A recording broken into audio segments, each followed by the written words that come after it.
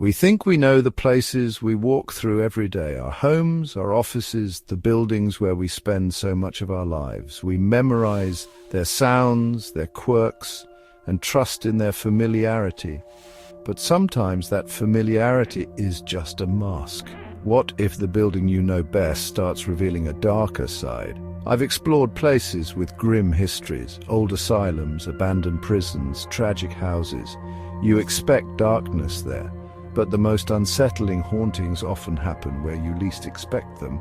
Sometimes all it takes is a space, a warehouse, for example, filled with the energy of countless people.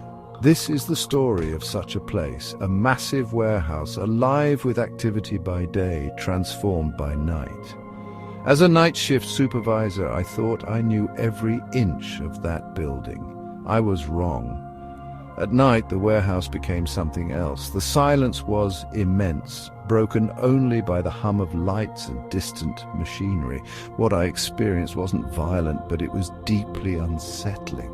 It was a slow, psychological terror, a fear that whispered from the shadows. It started with a sound that didn't belong, a simple sound that made me realize we weren't alone during those long, dark hours. The building itself was watching us, and it was waiting. The night it began was like any other. The day crew gone, the warehouse settled into its quiet, cavernous state. My job: walk the floor, check security, manage the skeleton crew. You get used to the silence until something breaks it. That night, near the front offices, I heard it. Step, scrape, step. The sound of a work boot on concrete coming from aisle 12, an area no one should be in. I froze, heart pounding, then grabbed my flashlight and headed out. Hello? My voice vanished into the vastness. The footsteps stopped. The silence felt charged, almost hostile. I swept my light down aisle 12, empty. Dust motes, no movement, no sign of anyone. I checked behind pallets, found nothing. But standing in the center of the aisle, I felt it, a cold spot, sudden and unnatural. The hairs on my arms stood up. I'd never felt anything like it in all my years there. That chill was the first sign that something was wrong. I left the aisle, but the feeling followed me. The warehouse no longer felt empty, it felt occupied. That was just the beginning. The rules I thought I knew were about to change.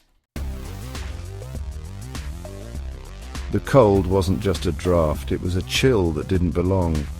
The footsteps echoed in my mind, deliberate and purposeful. I tried to rationalize. Old building, strange acoustics, maybe a distant worker. But I knew where my crew was. No one could have made that sound. The scrape of a boot was too specific to dismiss. I left the aisle, the cold clinging to me. Back in the office, I couldn't focus. My eyes kept darting to the doorway, replaying the sound. Step, scrape, step. Logical explanations faded. I'd never heard anything like it before. It was a violation of the building's normal behavior, the first crack in my understanding. The warehouse felt different now, like it was watching. The silence was no longer peaceful. It was waiting for me to let my guard down, and I knew this was only the beginning. After that night, everything changed. I started avoiding aisle 12, taking longer routes. I didn't tell anyone. Who would believe me? The feeling of being watched became constant, especially when I was alone. Sometimes I'd spin around, sure someone was behind me, always nothing. Tools moved, pallets shifted, small things easy to dismiss. But together, they painted a disturbing picture. The environment was interacting with us, changing when no one was looking. The warehouse, once routine, became a source of anxiety. The shadows seemed deeper, the silence more threatening. I was on edge, waiting for something else to happen. The incident in aisle 12 wasn't isolated. The entity was just getting started. About a month later, it escalated. Rain hammered the roof as I waited for a late truck with Marcus. Suddenly, a deafening metallic crash echoed through the building. A dock door had been thrown open, slammed upwards with impossible force. We rushed out. Bay 4's massive door was wide open, rain pouring in. The security lock was still engaged, but the metal was bent and warped. No truck, no person, just an open door and the storm. Whatever opened it had strength beyond human. We initiated a lockdown, adrenaline surging. Marcus stared at the mangled lock, speechless. The warehouse had just shown us its physical power. Security swept the area, nothing. The official report called it a mechanical failure, but we knew better. The fear was no longer just psychological. The warehouse could act, and it wanted us to know. As security arrived, Marcus finally spoke. He'd seen a figure, tall, thin, featureless, standing in the open doorway, then dissolving into the shadows. He thought it was panic, but I knew the chill he described. We checked the camera footage. At 2:14 a.m. the door flew open, no one near it. For a few frames, a tall, dark shadow stood in the doorway. The security team was baffled. The footage was dismissed as a glitch, the damage as mechanical failure. But Marcus and I knew what we saw. The warehouse wasn't just making noises anymore, it was showing itself. The fear was real, and it had a shape. We were no longer alone. The entity was letting us see it, and it was only getting bolder. The rules had changed. The final event made me quit. The night shift was thick with fear. No one wanted to be alone. One night the lights flickered and died. Total blackout. Emergency lights failed. The building was silent, suffocatingly dark. My phone's flashlight barely cut the darkness. Radios and phones were dead. We were cut off. The feeling of being watched was overwhelming. I sensed a presence just beyond the light, the air heavy and cold. I stood frozen, every instinct screaming that I wasn't alone. The same entity from aisle 12 was there, studying me. It had isolated me, feeding on my fear. I realized then it was in control, and I was utterly powerless.